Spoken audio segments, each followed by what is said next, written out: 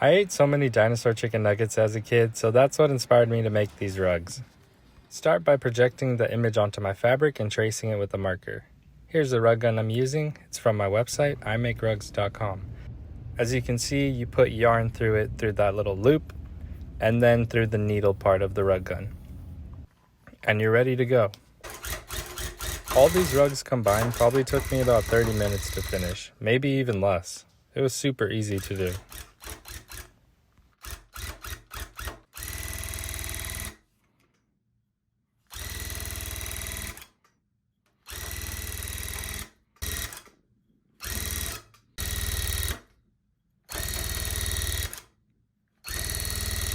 I feel like this side looks way more satisfying to watch, but let me know what you think.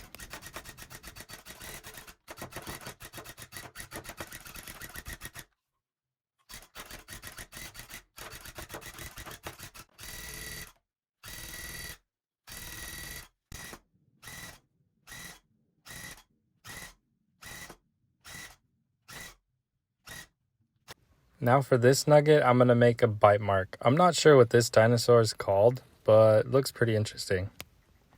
And after I finish, you could see I left a little space mark in between. That way it's a lot easier to cut with my scissors. When I'm done, I just add regular Elmer's glue. Also looks like ranch. Then I scrape it on with a putty knife.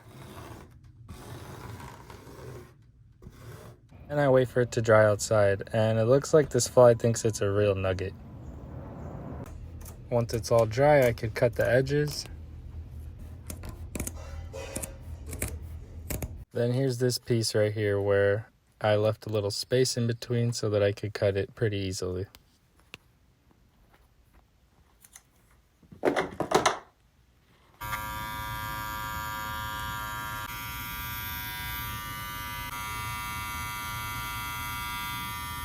It's not necessary to trim your rugs, but look at the difference.